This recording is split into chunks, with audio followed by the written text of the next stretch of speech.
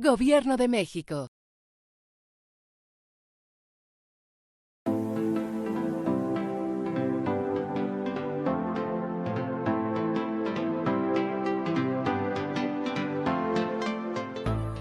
Buenos días. Eh, bueno, gracias por tu asistencia. Vamos a empezar con la presentación de la tesis, que como saben se titula Visión de desarrollo en torno al corredor interoceánico entre la Cuarta Transformación y el Istmo es Nuestro. El director es el doctor Fernando Salmerón Castro. Eh, bueno, por cuestiones de tiempo he saltado varios puntos como el tema de la metodología y los periodos de realización del trabajo de esta investigación para enfocarme un poco más en los resultados y en el trayecto de lo que está escrito en la tesis, ¿no? Aquí, bueno, empiezo con lo que es justo el corredor interoceánico, no en el tema material o de infraestructura, sino como lo plantearon aquí la doctora Emilia, Eric Leonard y la doctora Hoffman, que es un sueño anhelado por muchos siglos, fue perseguido y durante muy pocos periodos de la vida nacional ha sido coronado con éxito, ¿no? Hay una similitud ahí entre lo que es el expresidente López Obrador y personajes como Porfirio Díaz y Hernán Cortés, ¿no? Todos estos personajes tuvieron este sueño de conectar el Océano Atlántico con el Océano Pacífico. Y bueno, entonces ya está este proyecto que, bueno, para, eh, que bueno, tiene muchísimos antecedentes, ¿no? Desde, incluso antes de la llegada de los españoles ya se había visibilizado que existía una cercanía, ¿no? De esta región. Eh, bueno, ¿cómo se compone la doctora Montoya? Este, yo empiezo por esta lámina que es la parte de la composición poblacional del Istmo de Tehuantepec, que son 79 municipios. La investigación estuvo centrada en los 46 municipios del estado de Oaxaca, porque bueno, ese era el área que a mí me interesaba investigar. En estos dos estados, en donde originalmente se planteó el corredor interoceánico, ahí había 2.4 millones de habitantes. Actualmente pues ya se extendió a lo que es tres estados más, que son Tabasco, Chiapas y también un poco de Campeche, ¿no? A- Adicionalmente a lo que se ha construido con el tema de la infraestructura del Tren Maya. En Oaxaca son solamente el 28.3% de la población de estos dos estados se encuentra en la región, 57% se autodescriben como indígena y 30.4% hablan alguna lengua indígena, ¿no? Esto tiene mucha relevancia por la composición pluriétnica que existe en la región y también por la composición de la organización comunitaria que se encuentra ahí. De Veracruz es el 71.7% de la población que está considerada, pero bueno, esa área no fue tocada en esta investigación. La región del Istmo de Tehuantepec, pues independientemente del potencial productivo que tiene, que por ejemplo Veracruz es el principal generador de energía eléctrica y Oaxaca es el principal productor de energía eólica de México, pues tiene un grado de marginación todavía muy alto, ¿no?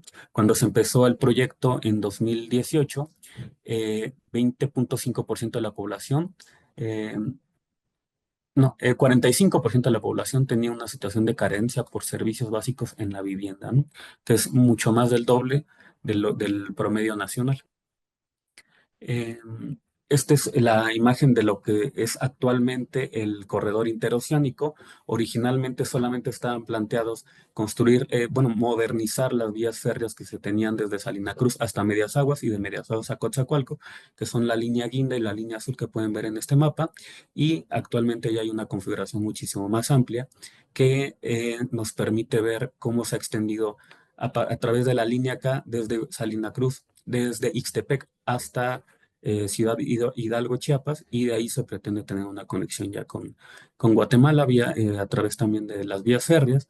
Actualmente está conectado también con la refinería Dos Bocas que se construyó en Tabasco, con Palenque, y de ahí ya se conecta a toda la infraestructura que se construyó con el Tren Maya, ¿no?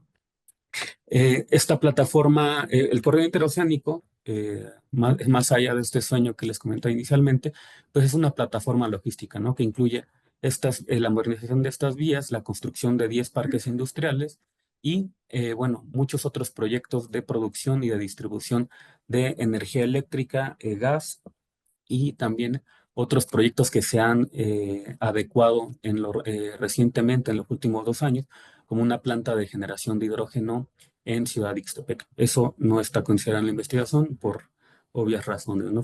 Eso ya se dio a conocer mucho después de que este proyecto estuviera empezado. Em, el proyecto guía, bueno, son dos conceptos guías para esta investigación. Uno que es el desarrollo, que es un concepto que se pretende ser historicista. Hay un estudio de cómo se han implementado diversos proyectos desarrollistas en las regiones que se consideraron como empobrecidas de todo el mundo en general, este, que son África, Asia y América Latina.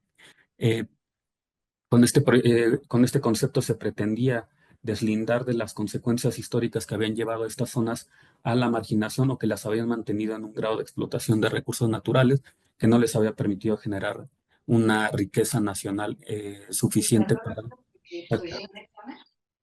Y bueno, este concepto, como ya lo analizaron también diversos economistas, está desprovisto de una metodología y de un concepto claro, ¿no? De un método preciso para conseguir lo que es el desarrollo. Hasta ahora no hay realmente una gran coincidencia, ni en los estudios sociales, ni en los estudios económicos, ni en los estudios eh, políticos respecto a lo que es o lo que tiene que ser el desarrollo. Básicamente, como lo señala Ferguson, es un marco interpretativo problemático a través del cual conocemos las regiones empobrecidas del mundo.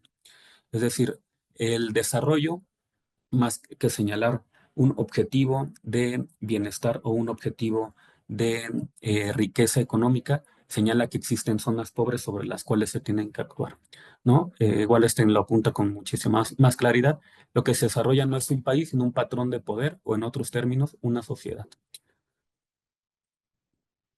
Eh, para mí el concepto de desarrollo que yo propongo es un escenario de disputa, ¿no? En el que existen diversos actores con una desigualdad de acceso a recursos para posicionar sus visiones muy diferenciada, ¿no? Es decir, tanto el Estado como los entes capitalistas, como las comunidades de los pobladores, pues tienen recursos muy diferenciados, ¿no? Simbólicos, históricos, narrativos, jurídicos, para posicionar su visión de lo que es el desarrollo y para tener una confrontación, una negociación o incluso una resistencia. Eh, Aquí hay un punto también que me ayuda mucho a esclarecer lo que es la visión de lo que se tiene que presentar como un desarrollo, que es una cita, la presenta el biólogo Stephen Jay Gould, que no es una visión que se tiene que parecer a una escalera o a un árbol, ¿no? Sino a una secuencia desordenada de variación de existencia, ¿no? El desarrollo no es un lugar al que se tiene que llegar, sino la existencia que cada ente, que cada grupo pueda determinar y cómo la implemente y cómo la ponga en juego en determinado territorio. El otro concepto que les comentaba es el de el Estado, que bueno, aquí a través de las propuestas de Abrams, de Gupta y de Auger y Sobering, pues yo llego a una mezcla que para mí es necesaria, ¿no? Para mí el Estado no se puede ver como una situación unidireccional, porque no muestra las mismas caras en todos los territorios, en todas las áreas que toca de las vidas cotidianas de las personas, ¿no? Para Abrams, por ejemplo, eh, dice que el Estado es la máscara misma que encubre las prácticas de lo que es el gobierno, de que son las instituciones gubernamentales, ¿no? Para Gupta, esta máscara, a pesar de que es una invención, una ilusión, pues finalmente está encubriendo prácticas cotidianas fomentadas por la acción estatal. Son acciones mínimas, persistentes, que dan forma al Estado, y sin esas narrativas de cotidianidad sería solo una abstracción.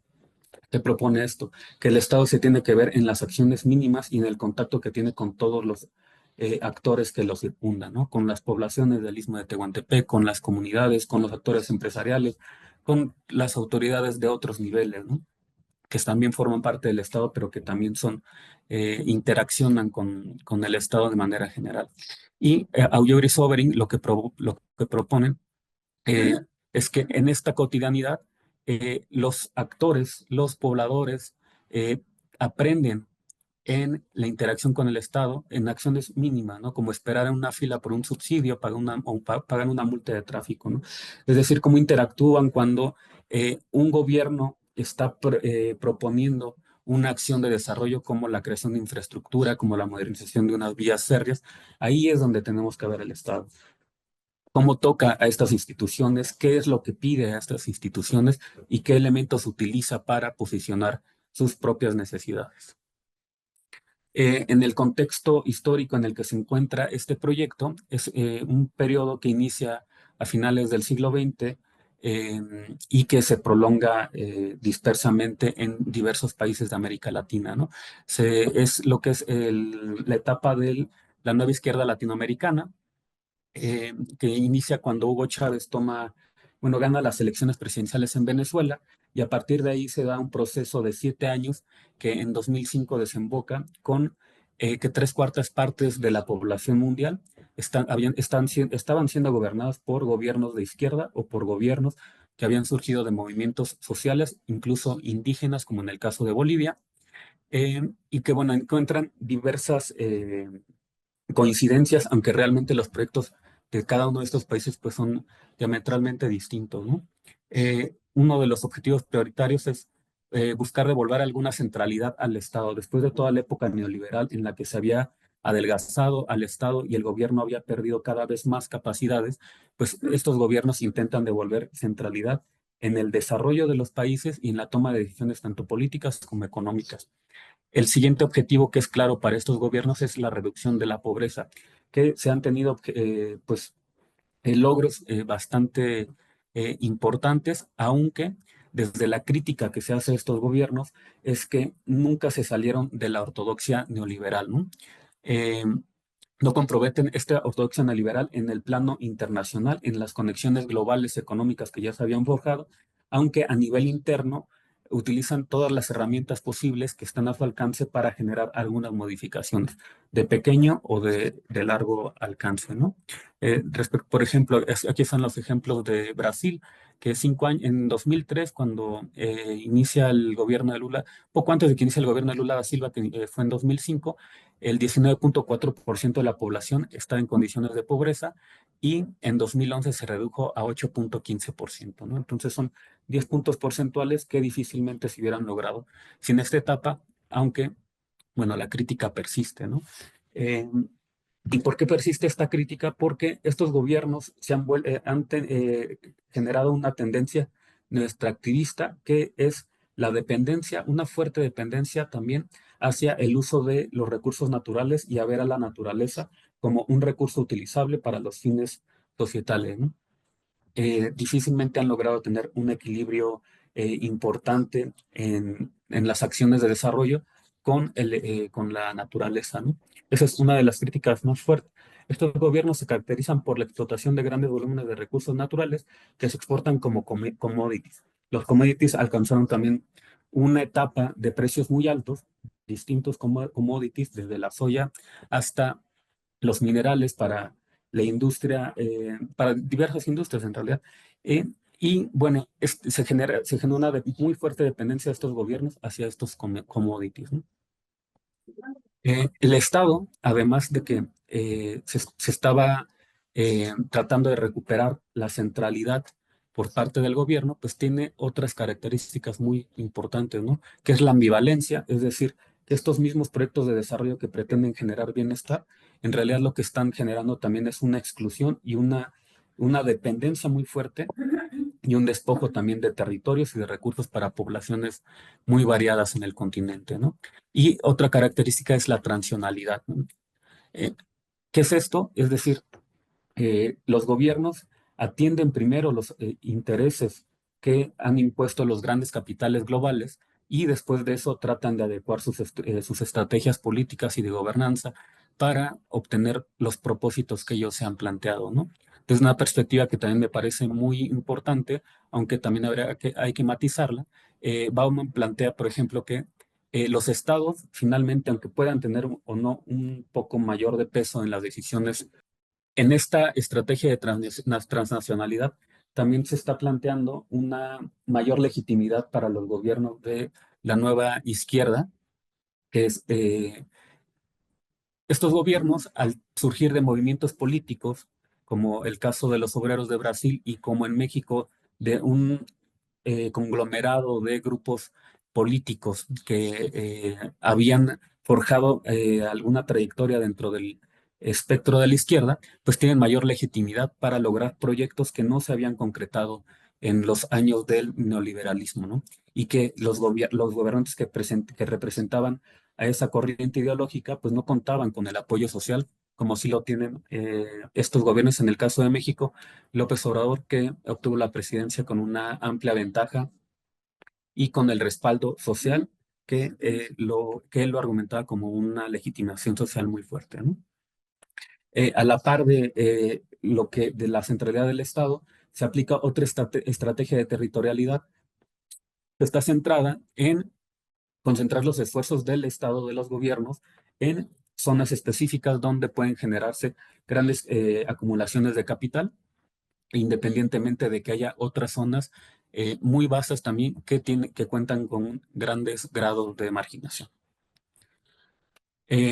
Otro concepto importante en esta investigación fue el de horizontes comunitarios, que son como se conceptualiza a las prácticas, las esperanzas y las estrategias de transformación y subversión de las relaciones de dominación y explotación.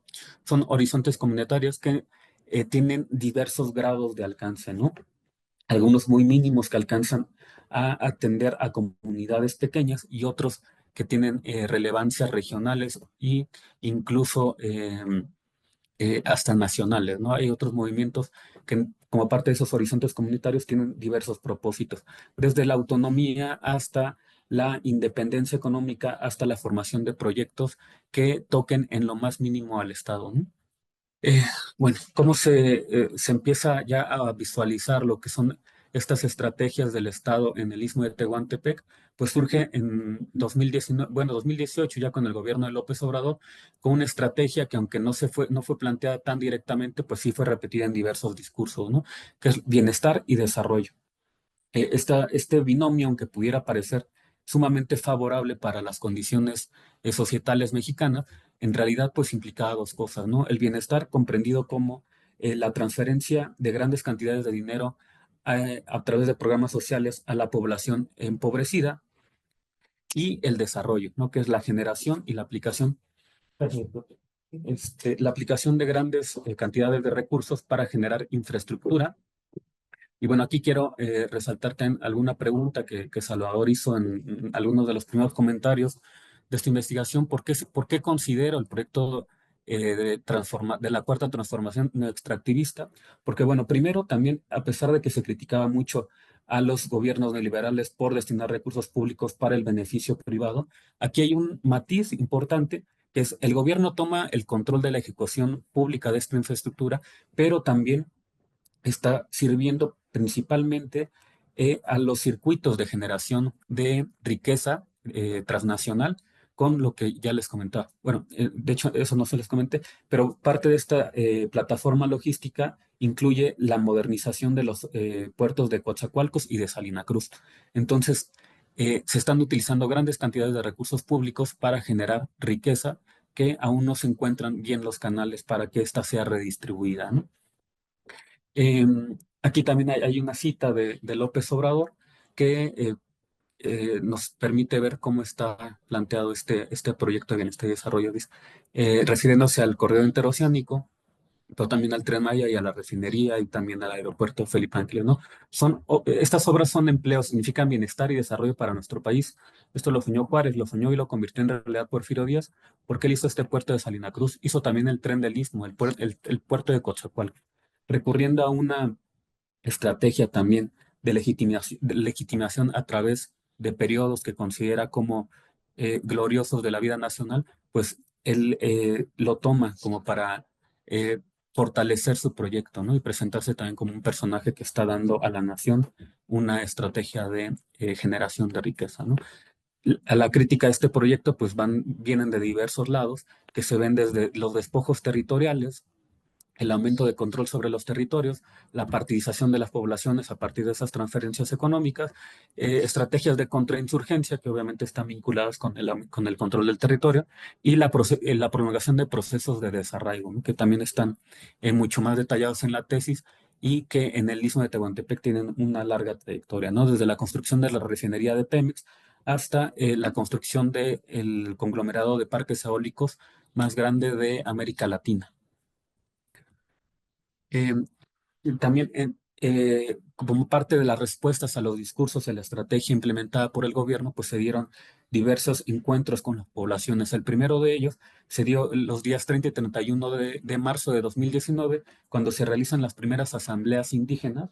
En estos encuentros, en estas asambleas, pues el gobierno trata otra vez de legitimarse con recursos jurídicos que no fueron debidamente implementados y que en ellos se dio una expresión de lo que las poblaciones, en este caso la de San Francisco del Mar, entendían como desarrollo, ¿no? Y señalan en esta cita que se dio en la asamblea, en donde había autoridades del Instituto Nacional de Pueblos Indígenas, de la Secretaría de Hacienda y del mismo gobierno federal, pues que había problemas de alcoholismo, de drogadicción, que se necesitaba que se desasolvara la barra de San Francisco para tener una posibilidad de incrementar la producción pesquera que tenían ahí.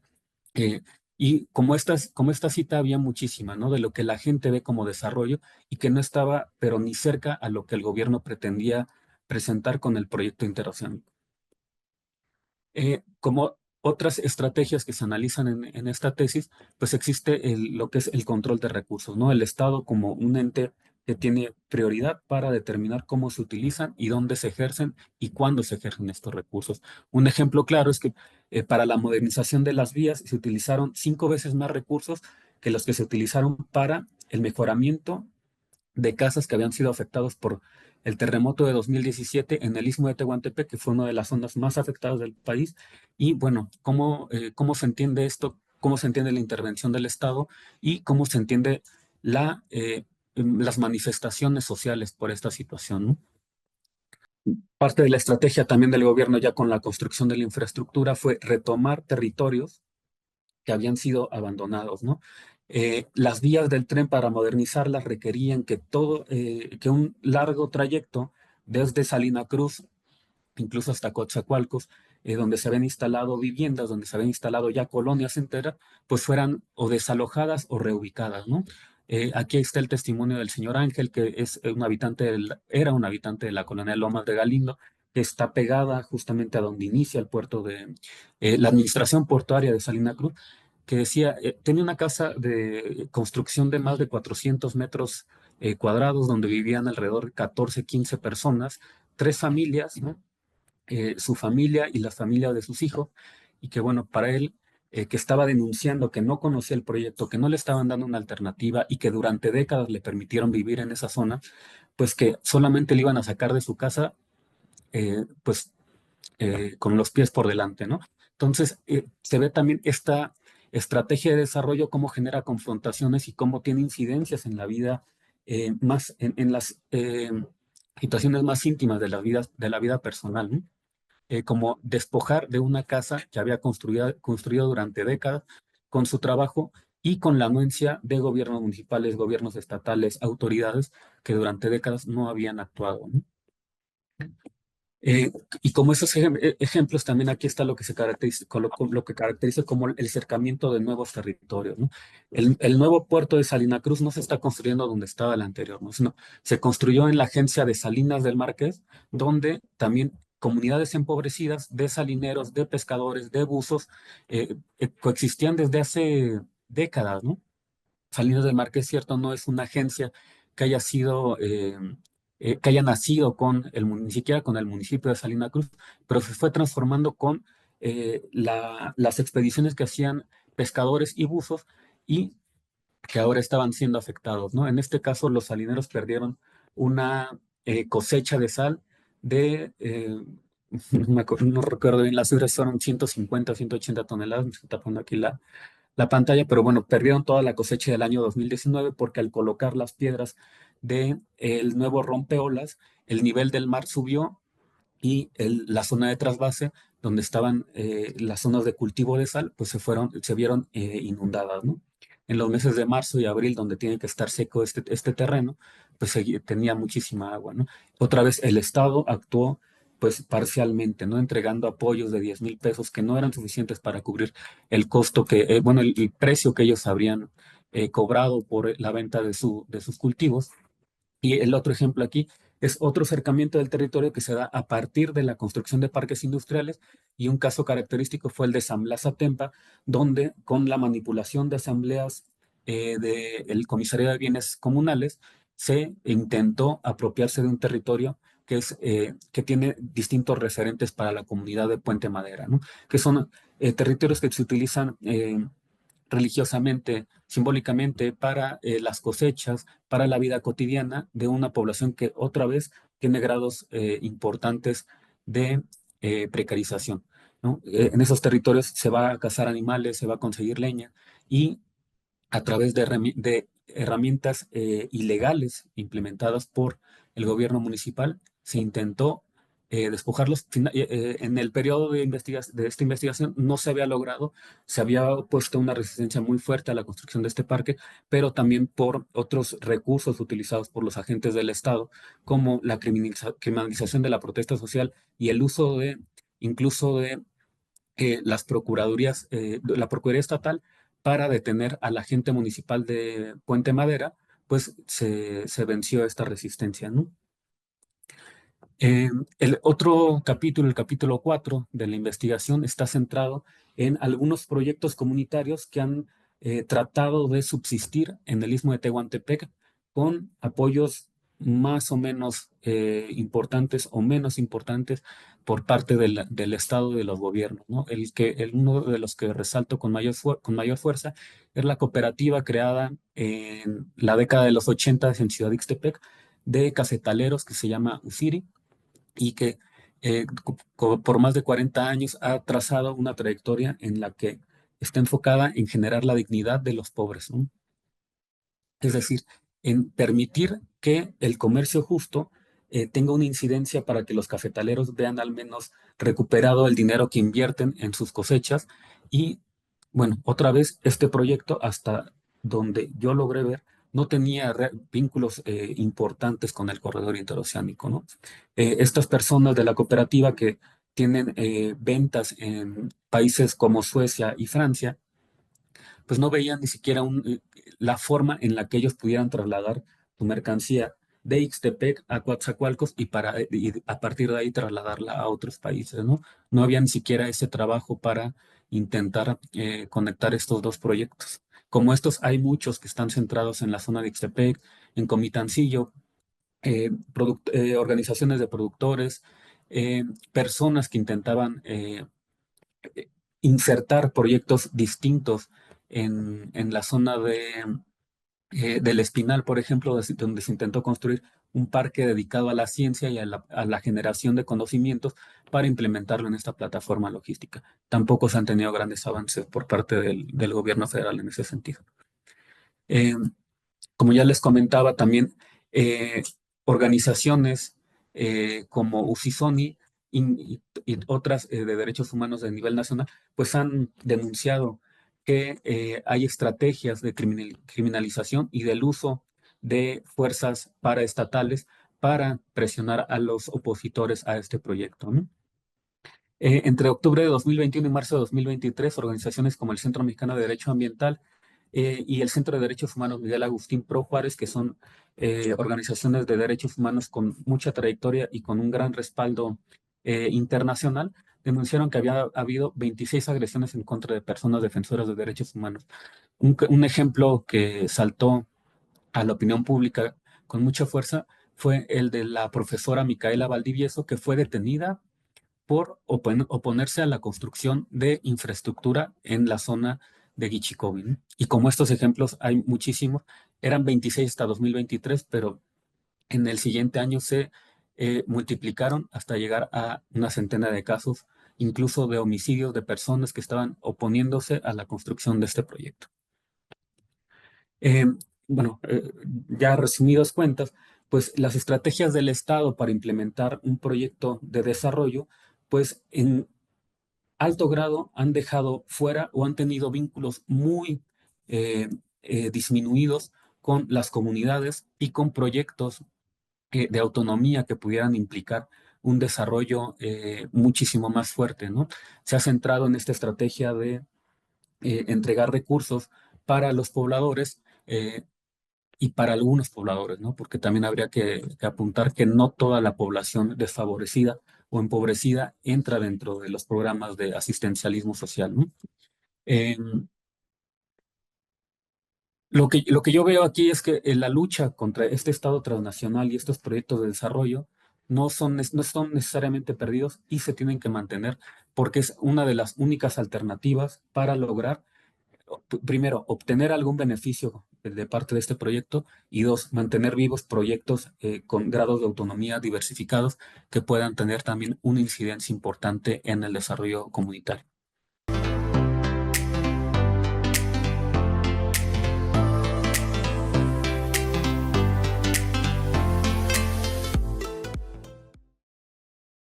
Gobierno de México.